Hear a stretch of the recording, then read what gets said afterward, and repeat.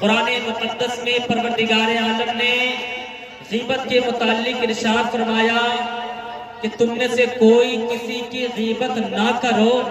معلوم کیا ہوا کہ اگر کوئی انسان، اگر ایک مسلمان دوسرے مسلمان کی غیبت بیان کر رہا ہے، ایک مسلمان دوسرے مسلمان کی چغلی بیان کر رہا ہے، تو گویا کہ جو انسان چغلی بیان کر رہا ہے، جو انسان غیبت بیان کر رہا ہے، اس کا حال ایسا ہی یہ بھی ہمارے درمیان رائج ہو چکی ہے۔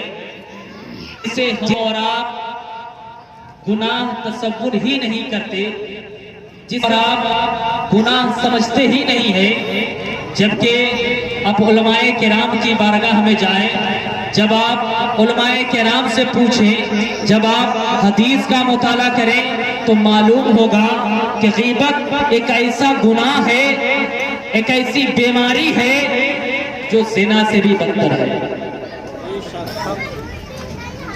زنا سے بھی بدتر اسے کہا گیا ہے۔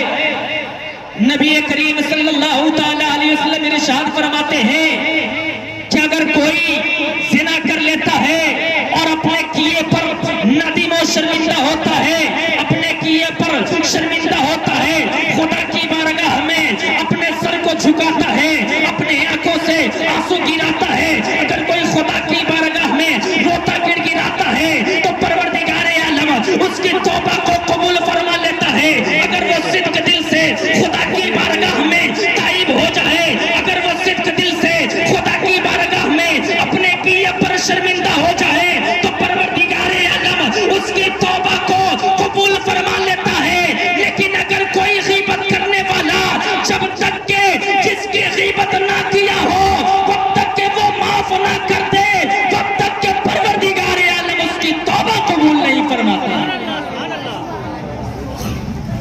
حضرات محترم، ذرا آپ سوچیں کہ غیبت کیسی مہلک بیماری ہے کہ اگر کوئی شخص زنا کر لے اور زنا کرنے کے بعد اگر وہ خدا کی بارگاہ میں صدق دل سے تائب ہو جائے تو پروردگار عالم اس کی توبہ قبول فرما لیتا ہے۔ لیکن اگر کوئی غیبت کر رہا ہے تو جس کی غیبت کر رہا ہے جب تک کہ وہ شخص اسے معاف نہ کر دے وقت تک کہ اس کی توبہ قبول نہیں ہوتی۔ اور غیبت کے تعلق سے علماء کرام کا بیان ہے، علماء کرام کتابوں میں لکھتے ہیں کہ ایک بار غیبت کرنا 70 بار زنا کرنے سے زیادہ بہتر ہے۔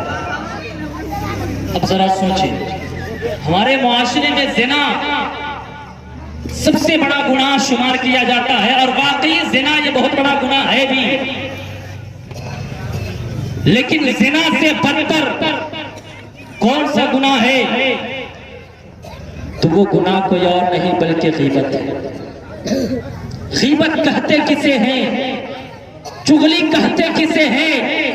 نبی کریم صلی اللہ تعالی علیہ وسلم ارشاد فرماتے ہیں، اے میرے صحابہ کرام، کیا تم جانتے ہو کہ غیبت کسے کہتے ہیں؟ صحابہ کرام رضی اللہ تعالیٰ عنہ کہتے ہیں، یا رسول اللہ صلی اللہ تعالیٰ علیہ وسلم، اللہ اور اس کے رسول بہتر جانتے ہیں۔ تب نبی فرماتے ہیں کہ غیبت یہ ہے کہ تم اپنے بھائی کا ذکر اس طرح کرو کہ وہ ذکر تمہارے بھائی کو پسند نہ آئے۔ یا رسول اللہ صلی اللہ تعالیٰ علیہ وسلم، جس چیز کو لے کر ہم اپنے بھائی کا ذکر کر رہے ہیں، جس بات کو لے کر ہم اپنے رشتہ دار کا ذکر کر رہے ہیں، جس گناہ کو ہم گنا رہے ہیں، جس برائی کو ہم بتا رہے ہیں، اگر وہ برائی اس مسلمان کے اندر موجود ہو، اگر وہ خطائیں اس مسلمان کے اندر موجود ہو، اگر وہ عیب اس مسلمان کے اندر موجود ہو، اگر وہ گناہ اس مسلمان کے اندر موجود ہو، تو کیا یہ غیبت شمار کر دی جائے گی؟ تو نبی فرماتے ہیں کہ اگر وہ چیزیں، وہ غیبت، اگر وہ برائیاں، وہ عیب اس مسلمان کے اندر پائی جا رہی ہے، اگر تو نے اس چیز کو اجاگر کیا تو یہ غیبت شمار کی جائے گی، اور اگر وہ چیز اس کے اندر موجود نہیں ہے پھر بھی تم نے اسے اجاگر کیا تو یہ کچھ اور نہیں بلکہ اس کے اوپر تمہیں بہتان شمار کیا جائے۔ سبحان اللہ۔ حضرات محترم، ہمیں ضرورت ہے کہ ہم اس مہلک بیماری سے بھاگیں۔ ہم اپنے آپ کو اس مہلک بیماری سے بچائیں، ہم اپنے آپ کو اس مہلک بیماری سے دور رہیں، چونکہ حضرت موسیٰ علیہ السلام ایک دفعہ ان کے زمانے میں قحط سالی پڑ گیا۔ حضرت موسیٰ علیہ السلام اپنے ساتھیوں کو لے کر کوہ طور پر چلے گئے، خدا کی بارگاہ میں دعا کر رہے ہیں، اے میرے پروردگار عالم، تیرے بندے بھوکے مر رہے ہیں، اے میرے پروردگار عالم تو بارش نازل فرما دے، اے میرے پروردگار عالم اپنے بندوں پر رحم فرما۔ چنانچہ حضرت موسیٰ علیہ السلام دعا کر رہے ہیں، حضرت موسیٰ علیہ السلام کی دعا قبول نہیں ہو رہی ہے۔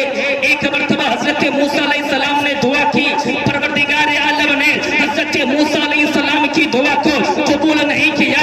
اب حضرت موسیٰ علیہ السلام کہتے ہیں، اے میرے پروردگار عالم میں تیری بارگاہ میں دعائیں کر رہا ہوں، اے میرے پروردگار عالم تو میری دعا کو قبول کیوں نہیں فرما رہا ہے؟ اے میرے پروردگار عالم کون سی خطائیں مجھ سے ایسی ہو گئی ہے جس کی بنیاد پر تو میری دعا کو قبول نہیں فرما رہا ہے؟ اے میرے پروردگار عالم آخر کیا ریزن ہے کہ تو میری دعا کو قبول نہیں فرما رہا ہے؟ اے میرے پروردگار عالم میری دعا کو نہ قبول کرنے کی کوئی ریزن ہے تو پروردگار عالم ارشاد فرماتا ہے، اے موسیٰ تمہاری قوم کے اندر میں، تمہارے اس ساتھیوں کے اندر میں ایک ایسا شخص موجود ہے جانتا ہے کہ میں وہی چیز کر لوں۔ یعنی خدا نے یہ فرمایا کہ اے موسیٰ میں غیبت کو ناپسند کرتا ہوں، میں چغلی کو ناپسند کرتا ہوں، اے موسیٰ میں چغل خوری کرنے کو ناپسند کرتا ہوں، اور تو یہ چاہتا ہے کہ میں اس کے نام کو ظاہر کر کے میں غیبت کرنے والے میں شمار ہو جاؤں۔ چنانچہ حضرت موسیٰ علیہ السلام اب اپنی قوم سے مخاطب ہوتے ہیں اور کہتے ہیں، اے میری قوم، اے میرے ساتھیوں، تمام کے تمام صدق دل سے توبہ کرو۔ خدا کی بارگاہ میں توبہ کرتے ہیں، جو ہی خدا کی بارگاہ میں توبہ کرتے ہیں، اب حضرت موسیٰ علیہ السلام خدا کی بارگاہ میں دعا فرما رہے ہیں، تب جا کر حضرت موسیٰ علیہ السلام کی دعا قبول ہوتی ہے اور بارش نازل ہوتی ہے۔ تو معلوم کیا ہوا کہ اگر کوئی چغلی کرتا ہے، اگر کوئی غیبت کرتا ہے تو اسے ایک غیبت کرنے والوں کی وجہ سے پروردگار عالم پوری قوم کی دعا کو رد فرما دیتا ہے۔ تو حضرات محترم ذرا سوچے، ایک تو نبی دعا فرما رہے ہیں، ایک نبی کے دعا کو خدا نے قبول نہیں کیا۔ نہ کرنے کی ریزن کیا ہے، نہ کرنے کی وجہ کیا ہے؟ کیونکہ حضرت موسیٰ علیہ السلام کے ساتھیوں میں ایک غیبت کرنے والا موجود ہے۔ خدا اس غیبت کرنے والے کی وجہ سے حضرت موسیٰ علیہ السلام کی دعا قبول نہیں فرمائی۔ اگر ہمارے امام صاحب دعائیں کریں، علماء کرام دعا کریں، اگر وہ دعا قبول نہ ہو تو اس میں غلطی امام کی نہیں ہوتی، اس میں غلطی علماء کرام کی نہیں ہوتی۔ ذرا خود سوچے، حضرت موسیٰ علیہ السلام اللہ کے نبی ہیں، اللہ کے پیغمبر ہیں، ان کی مجلس میں اگر ایک غیبت کرنے والا ہے تو خدا اپنے نبی کی دعا کو بھی رد فرما دیتا ہے، نبی کی دعا نہیں فرماتا ہے۔ تو ہم اور آپ تو آپ مسلمان ہیں، تو مسلمانوں غیبت سے بچنا ہے، جبکہ یہ مہلک بیماریوں میں شمار کیا جاتا ہے۔ نبی کریم صلی اللہ علیہ وسلم کے پاس ایک عورت کا ذکر کیا گیا، کہا جاتا ہے کہ وہ عورت بہت زیادہ نماز پڑھتی ہے، روزے بھی رکھتی تھی، یعنی روزوں کی کثرت کیا کرتی تھی، بہت زیادہ نماز پڑھتی تھی، لیکن اپنے پڑوس کو ستاتی تھی، یعنی غیبت کرتی تھی۔ تو نبی فرماتے ہیں کہ اس کے نہ روزے کام آئیں گے، نہ نماز کام آئیں گے، بلکہ اسے جہنم میں ڈال دیا جائے گا۔ اب ذرا سوچے، نماز بھی پڑھ رہی ہے اور روزے بھی رکھ رہی ہے، لیکن اس کے باوجود ان کے کوئی اعمال کام نہیں آ رہے ہیں۔ نبی کریم صلی اللہ علیہ وسلم ایک دفعہ تمام صحابہ کرام کو، تمام صحابیات کو روزہ رکھنے کا حکم فرماتے ہیں۔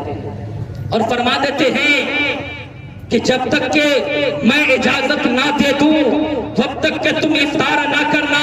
چنانچہ روایتوں میں آتا ہے شام کا وقت آ جاتا ہے, ایک صحابی رسول آتے ہیں, نبی کی بارگاہ میں آتے ہیں. آنے کے بعد کہتے ہیں اے میرے آقا, اے میرے داتا, میں نے آپ کے فرمان کے مطابق روزہ رکھا تھا, اب شام کے وقت آ گیا ہے, اے میرے آقا کر لو. چنانچہ نبی کریم صلی اللہ تعالی علیہ وسلم اسے اجازت فرما دیتے ہیں, اسے اجازت دے دیتے ہیں. چنانچہ وہ صحابی رسول اب روزہ کھول لیتے ہیں. دوسرے صحابی آتے ہیں, اجازت دیتے ہیں. تیسرے صحابی آتے ہیں. روایتوں میں آتا ہے کہ بہت سے صحابی آئے, نبی نے اسے اجازت دے دی. چنانچہ آخر میں ایک صحابی آتے ہیں اور کہتے ہیں یا رسول اللہ صلی اللہ تعالی علیہ وسلم, باہر دو عورت موجود ہے, وہ آپ کے ساتھ, وہ آپ کے پاس آنے میں جھجک محسوس کر رہی ہے, وہ آپ کے پاس آنا نہیں چاہ رہی ہے, اسے شرم آ رہی ہے, اسے حیا آ رہی ہے کہ وہ آپ کے پاس آئے. یا رسول اللہ صلی اللہ تعالی علیہ وسلم,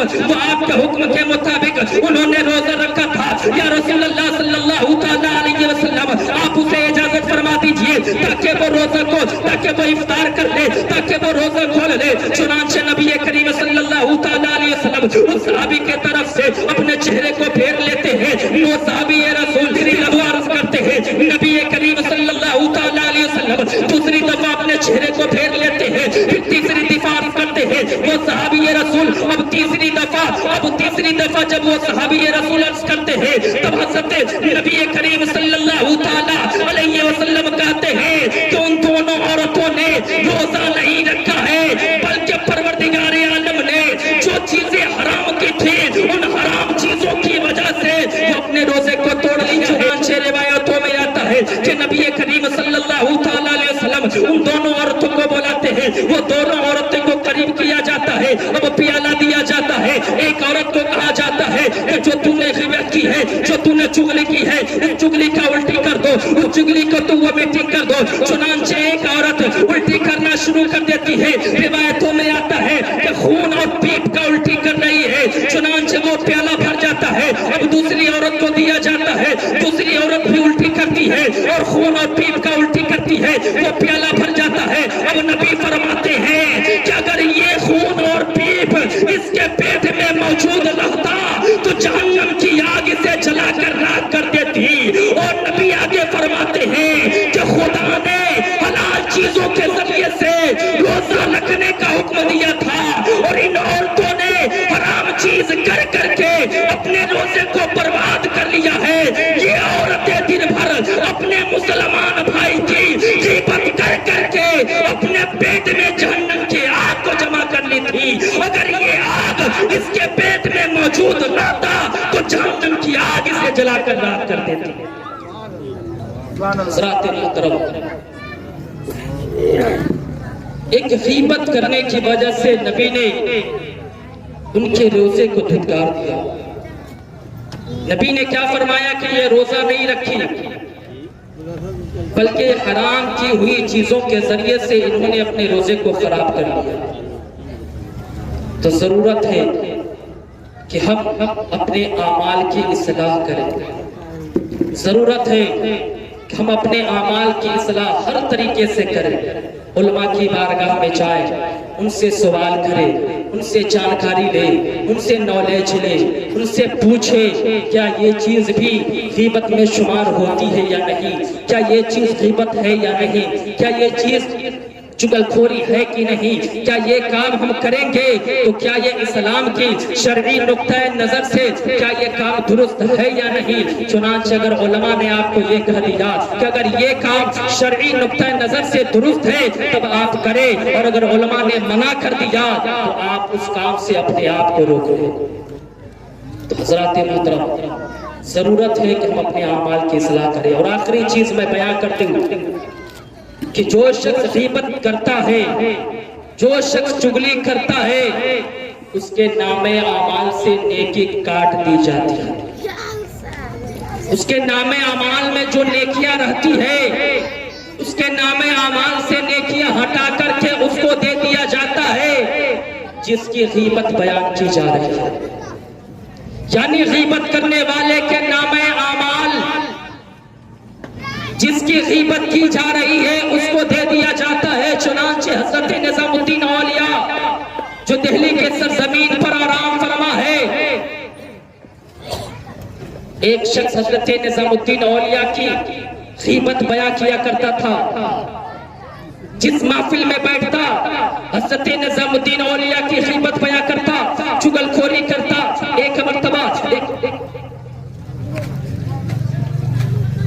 ایک مرتبہ ایسا ہوا کہ جو شخص غیبت بیان کرتا تھا، جو شخص چغلی بیان کرتا تھا، اور حضرت نظام الدین اولیاء اس غیبت بیان کرنے والے کی سیلری مقرر کر رکھی تھی، اس غیبت بیان کرنے والے کی، اس چغل خوری بیان کرنے والے کی سیلری دیا کرتے تھے، تنخواہ دیا کرتے تھے. چنانچہ المختصر میں بیان کر دو، اس کی بیوی سمجھاتی ہے اب وہ شخص حضرت نظام الدین اولیاء کی غیبت بیان نہیں کر رہا ہے، چونکہ اس کی بیوی کہتی ہے کہ جو شخص آپ کو سیلری دیتا ہے، جو شخص آپ کو تنخواہ دیتا ہے، آپ اس کی غیبت بیان کرتے ہیں. چنانچہ اب وہ شخص غیبت بیان نہیں کر رہا ہے. چنانچہ حضرت نظام الدین اولیاء کو جو یہ خبر لگتی ہے، حضرت نظام الدین اولیاء اب اسے تنخواہ دینا بند کر دیتے ہیں، اسے سیلری دینا بند کر دیتے ہیں. چنانچہ اب وہ شخص حیران و پریشان ہے کہ آخر معاملہ کیا ہے کہ جب تک کہ میں نظام الدین اولیاء کی غیبت بیان کرتا رہا تب تک کہ نظام الدین اولیاء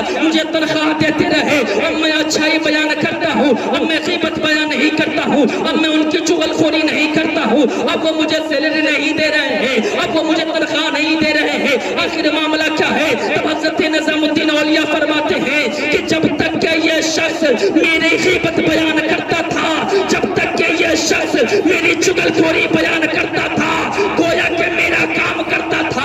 یعنی اس کی غیبت کرنے کی وجہ سے پروردگار عالم میرے نامہ اعمال میں نیکیوں کا اضافہ فرما رہا تھا، اس لیے میں اسے تنخواہ دیتا تھا. اور اب اس نے میری غیبت بیان کرنا چھوڑ دیا ہے، اس لیے میں اب اسے تنخواہ دینا چھوڑ دیا. حضرات محترم، معلوم کیا ہوا کہ غیبت کرنے سے کچھ نہیں ملتا، بلکہ اس کے ہی نام اعمال سے نیکی کاٹ دی جاتی ہے، اور جس کی غیبت بیان کی جا رہی ہے اسے دے دیا جاتا ہے. تو محترم حضرات، ضرورت ہے کہ ہم اپنے آپ کو اس مہلک بیماری سے محفوظ رکھیں. اپنی گفتگو کو ختم کرنا ہو. استغفر اللہ ربی من کل ذنب و اتوب الیہ وما علینا الا البلاغ. السلام علیکم.